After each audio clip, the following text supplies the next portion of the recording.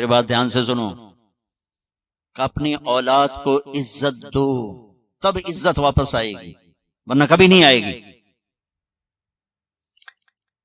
ایک صحابی ہے کہ جی میں نے اپنے بچے کو یہ گفٹ کیا ہے، یہ گفٹ کیا ہے۔ آپ نے کہا اور بچوں کو بھی کیا ہے؟ ہاں یہ میں نے گفٹ کیا، میں آپ کے سامنے آپ کو گواہ بنانا چاہتا ہوں۔ تو آپ نے کہا اوروں بیٹوں کو بھی دیا ہے؟ کہا جی نہیں اوروں کو نہیں دیا، کہا میں ظلم کا ساتھی نہیں بن سکتا، چلا جا واپس، تیری اولاد میں نفرت پیدا ہو جائے گی، کسی ایک کو ترجیح دو گے باقی میں تم زہر ڈال رہے ہو۔ یہ چاروں طرف بکھرے ہوئے مسائل ہیں۔ اور میرے نبی کیسے عزت دیتے تھے؟ آپ کی اور حضرت فاطمہ کے گھر کی دیوار ایک تھی اور آنا جانا روز کا کام تھا، روز کا۔ جب حضرت فاطمہ رضی اللہ تعالیٰ عنہا گھر میں تشریف لاتی، میرے نبی بیٹھے ہوئے چارپائی پر، زمین پر یا کسی موڑے پر، کرسی پر، کرسی بھی تھی میرے نبی کے گھر، بلکہ مجھے ایک حدیث بھی یاد آ گئی، آپ مسجد میں تشریف لائے تو آپ کے لیے کرسی رکھی گئی، ممبر کی وجہ کرسی رکھی گئی، تو آپ بیٹھے نہیں رہتے تھے، آؤ بھائی فاطمہ کی حال ہے، اب کھڑے ہو جاتے، آپ کھڑے ہو جاتے، اور یہاں نہیں کھڑے رہتے تھے، یہ دروازہ اب تیزی سے آگے بڑھتے، اور حضرت فاطمہ کیسے ہاتھ پکڑ لیتے تھے اور ہاتھ کا بوسہ لیتے تھے، یہاں ادھر بوسہ لیتے اور ہاتھ پکڑے پکڑے پکڑے پہلے بیٹی کو بٹھاتے تھے، اس کے بعد خود بیٹھتے تھے۔ یہ آپ نے عزت دی اپنی اولاد کو۔ ہم کبھی اٹھتے ہیں اپنی اولاد کو؟ ہماری اولاد کو جرأت نہیں ہوتی کہ اپنے دل کی بات اپنے ہم سے کر سکتے۔ اور ایک دوسرا ہے کہ ہم ان کو نہ نبی بتاتے نہ قرآن بتاتے۔ میں بیٹھا تھا اپنے گھر فیصل آباد، تو ایک نوجوان اس کا باپ کہا جی یہ میرا بچہ نو سمجھاؤ، اور اس کا باپ روئے جا رہا روئے جا رہا روئے جا رہا، اور ایسے پتھر بن کے بیٹھا ہوا۔ میں بڑا حیران ہوا، پیو روندا پہ ہے تو انج بیٹھا جی میں مورتی ہوندی، تو میں اس کو جانتا بھی نہیں، میرے اوپر اثر ہو رہا ہے، اور جائے انہوں پالیا پوسیا ایتھو تائیں پڑھایا، وہ پتھر بیٹھا ہوا۔ میں کیا شیخ صاحب اس کو پڑھایا کہاں تھا؟ کہا جی امریکن سکول۔ اس کے بعد کہا جی آسٹریلیا۔ میں کہا ہن تسی ہور روو، انہوں تو پتہ ہی کوئی نہیں باپ ہوندا کی، انہوں کی پتہ پیو کی ہوندا۔ باپ کا پتہ تو قرآن بتاتا ہے، باپ کا پتہ میرے نبی کی زندگی بتاتی، انہیں کیا پتہ ماں باپ کیا ہوتا، تمہیں رونا ہی پڑے گا۔ پھر آپ نے والدین کے لیے بتایا، آپ نے کہا کاش میرے ماں باپ زندہ ہوتے، جو کہ ماں باپ تو باپ ہی تو دیکھا ہی نہیں، ماں کو دیکھا 6 برس، کاش میرے ماں باپ زندہ ہوتے، میں ان کی بڑی خدمت کرتا، اور ان میں سے کوئی ایک ہوتا ہے ماں کو کہ چونکہ ماں دیکھا ہے نا، باپ تو دیکھا نہیں۔ تو کہا میری یہ حسرت ہے کہ میں مصلی پہ کھڑا ہوتا اور میں عشاء کی نماز پڑھ رہا تھا اور میں سورۃ فاتحہ پڑھ رہا تھا، الحمدللہ رب العالمین، اور میرے گھر سے میری ماں مجھے کہتی محمد، تو میں ماں کے لیے نماز توڑ کے کہتا لبیک اماں جان، نفل نہیں فرض نماز، فرض نماز۔ میں کہتا اماں جی لبیک، میں حاضر۔ یہ آپ نے اپنی ماں کے لیے تمنا کا اظہار کیا۔ اور پھر جب آپ حج پہ تشریف لے گئے، ماں کا انتقال ہوا تھا 6 برس کی عمر، آپ جا رہے ہیں 63 برس کی عمر میں، 57 برس کا فاصلہ ہے، 7 دن بعد آنسو نکالنا بھی چاہو تو نہیں نکلتا، 57 برس گزر چکے ہیں، اور آپ حج کے لیے نکلے مدینہ سے 26 ذوالقعدہ اتوار کے دن، 25 کو نکلے آپ مدینہ سے بروز ہفتہ، اور ٹھہرے ذوالحلیفہ اور اتوار کو چلے، اور پھر آپ 4 کی رات کو مکہ پہنچے، بیچ میں 1 یا 2 کو آپ ابوا پہنچے جہاں آپ کی والدہ ماجدہ انتقال فرما گئی تھیں۔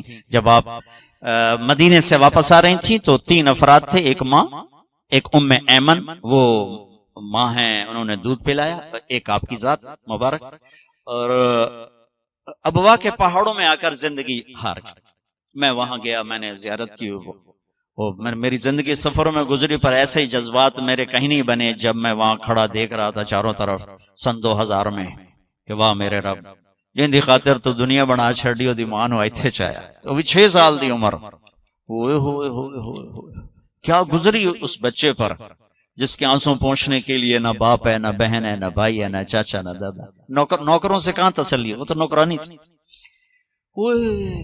چلو اللہ 4 دن روک لیتا تو مدینے میں موت آتی، تو ادھر بھی رشتہ دار موجود ہے۔ 4 دن پہلے نکال دیتا تو مکے پہنچ جاتی، وہاں موت آتی تو وہاں بھی موجود ہے۔ یہ کیا سیٹ بنایا کہ جنگل میں ماں کو موت دی 25 سال کی عمر۔ میں ہر دفعہ روتا ہوں جب میں یہ قصہ سناتا ہوں، میں ہزاروں دفعہ 2000 سے سنا رہا ہوں، 17 سال ہو گئے سناتے ہوئے، لیکن میرے آنسو نہیں تھمتے کہ میں وہاں پہنچ جاتا۔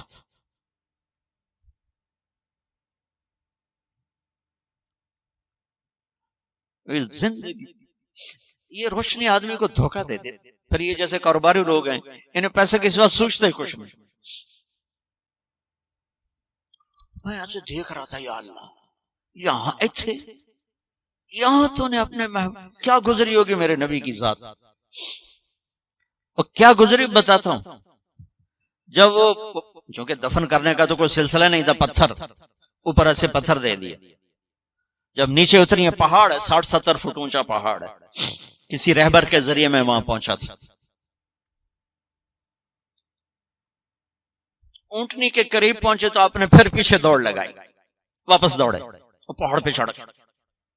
پیچھے پیچھے ام ایمن چڑھی تو انہوں نے جو منظر دیکھا، ابوا کے پہاڑ بھی روئے ہوں گے، کیا ماں کی قبر کو لپٹ کے اوپر پڑے ہوئے تھے۔ اور جب وہ قریب گئیں تو سنا آپ کہہ رہے تھے، ماں جی آپ کو تو پتا تھا آپ کے سوا میرا کوئی نہ تھا، پھر آپ مجھے چھوڑ کے کہاں چلی گئی۔ اللہ ام ایمن نے کھینچا تو اٹھنے سے انکار کر کھینچ کے لے گئی، اور مکے تک آنسوں کے سوا کچھ نہیں۔ 57 برس کے بعد 2 جہان کے سردار اللہ کو آنکھوں سے دیکھنے کے بعد، جنت کو دیکھنے کے بعد، نبوت کی عالی شان نعمت ملنے کے بعد، 9 بیویوں کے بعد، آپ ماں کی قبر کے پہاڑ کے نیچے آ کے اونٹنی روکی، سارا مجمع ساتھ ہے، اب ماں کی قبر کے سرانے احرام، اپریل گرمی، سننگا، یوں بیٹھے، گھٹنے اٹھائے، ہاتھ یہاں رکھے اور سر یہاں دیا، چھوٹے بچے کی طرح۔ پھر وہ ایسے روئے جیسے 57 سال پہلے کا 6 سال کا بچہ رویا تھا، اور پھر اتنا روئے کہ داڑھی سینہ سارا آنسوں سے تر ہو گیا، اور اتنے جذبات میں آئے کہ آپ نے آگے جانے سے انکار کر دیا، جیسے اس وقت انکار کیا تھا۔ آپ نے کہا میں آج رات اپنی ماں کے پاس گزارتا۔ سارا قافلہ آگے ابوا کھلی وادی، وہاں سب جا کے خیمہ زن ہو گئے، لیکن میرے نبی نے چند ساتھیوں کے ساتھ رات وہاں گزاری۔ یہ میرے نبی کے بتائے ہوئے رشتوں کی قدریں ہیں۔ ہم نے آج کل پیسے پر ہی تولنا شروع کیا ہوا ہے، سب کو پیسے پر ہی تولتے ہیں، بڑا آدمی ہے، چھوٹا آدمی ہے، میڈیا کر ہے، کیا مطلب؟ ڈھیر پیسے تو بڑا بندہ ہو گیا، تھوڑے تو میڈیا کر ہو گیا، بھوک ہے تو چھوٹا ہو گیا، فقیر ہو گیا۔ بھائیو، بڑا چھوٹے کا معیار اللہ کے ہاں اس سے نہیں ہے، بڑے چھوٹے کا معیار میرے رب کی بارگاہ میں میرے نبی کی غلامی پر ہے۔ تو میرے نبی پاک صلی اللہ علیہ وسلم نے ایک خوبصورت طریقہ زندگی سکھایا، گھروں کو آباد کر کے بتایا۔ وہ طریقہ جو بھی اپنائے گا اس کے گھر میں خوشحالی ہوگی، خوشی ہوگی، خوشی خوشی۔ اور اس کا ایک لفظ ہے، ایک دوسرے کو برداشت کر۔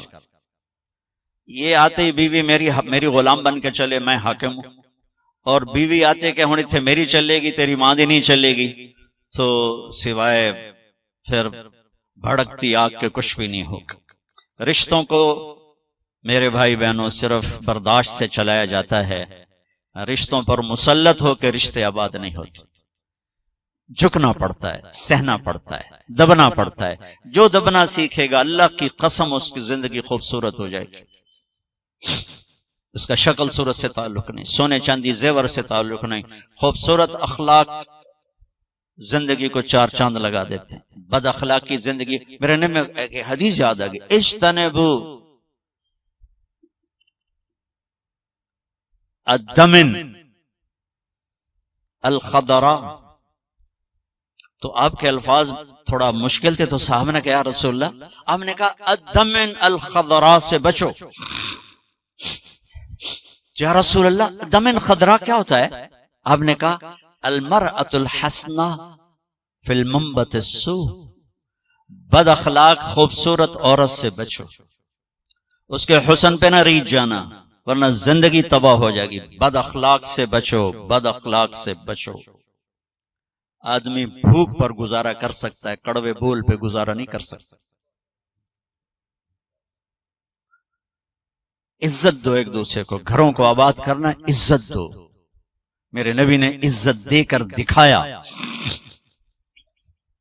عرب میں جب عورت ناپاکی کی حالت میں ہوتی تھی تو وہ اپنے خامد کے ساتھ نہیں سو سکتی تھی، الگ کر دیا جاتا تھا اسے. حضرت ام سلمہ رضی اللہ تعالیٰ عنہ، حضرت ام سلمہ رضی اللہ تعالیٰ عنہ وہ رات کو اللہ کے نبی کے ساتھ ایک چارپائی پر سوئے ہوئے تو انہیں محسوس ہوا کہ وہ ناپاکی کی حالت میں چلی گئی. وہ چپ کر کے اٹھ گئیں اور جا کر کپڑے تبدیل کر کے ایک طرف ہو. آپ کی آنکھ کھلی، دیکھا ام سلمہ نہیں، دیکھا تو ادھر. اللہ کے نفس تھی، لگتا ہے تجھے مینسز کا جیاں کا، ادھر میرے پاس ہی آ کے لیٹو. دوبارہ اپنے پاس آ کے ان کو لٹایا. یہ عزت ہے جو میرے نبی نے اپنے گھر والوں کو دی ہے. جہاد کا سفر تھا، جہاد کا، اور قافلہ چلنے لگا. حضرت عائشہ بیٹھ گئیں، ٹھیک تو یوں دیکھا تو گلے میں ہار کوئی نہیں. تو انہیں کہا یا رسول اللہ میرا تو ہار گم ہو گیا. تو آپ کہتے تجھے ہار کی پڑی، ادھر جہاد کا سفر ہے، چل. آپ نے کہا چلو بھائی عائشہ کا ہار ڈھونڈو. سارے لشکر کو ہار ڈھونڈنے پہ لگا دیا.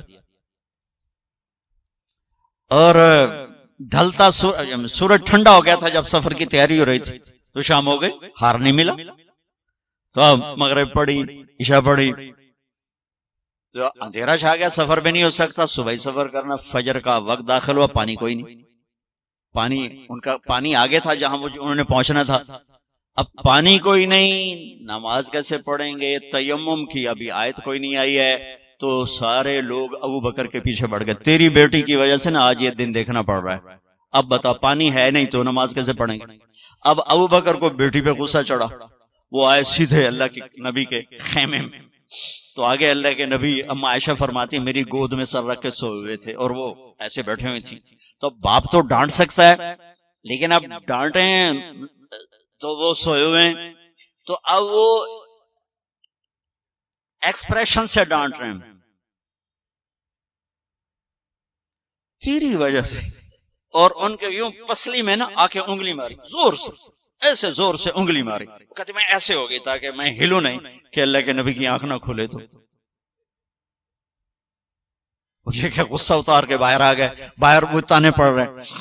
اللہ کے نبی کی آنکھ کھلی، نماز کا یا رسول اللہ پانی کوئی نہیں، نماز کیسے پڑھیں گے؟ اب اسی پریشانی میں تھے کہ جبریل آ گئے، فتیمموا صعیدا طیبا، چلو ہم مٹی سے وضو کی اجازت، تیمم کرو. کبھی کسی امت کو تیمم نہیں ملا، بھلا مٹی سے بھی آدمی پاک ہوتا، منہ تو مٹی مارو بندہ پاک ہوتا. آپ نے چلو منہ پہ ایسے کرو، ایسے چلو نماز پڑھو بھائی. تو پھر وہ جو پہلے سب ناراض ہو ابو بکر سے کہنے لگے بھائی ابو بکر آج تیرے گھر کی طفیل کتنی بڑی رحمت ہمیں مل گئی، کتنی بڑی برکتیں ہمیں مل گئی. تو تیمم کی آیت اتری اس موقع پر جب حضرت عائشہ کا ہار گم ہوا، آپ نے سب کو اس کے ڈھونڈنے پہ لگا دی. تو فجر کی نماز ہوئی، تھوڑا سویرا ہوا، تو پھر حضرت عائشہ کہنے لگے یا رسول اللہ چلو ہار تو ملتا نہیں، چلیں.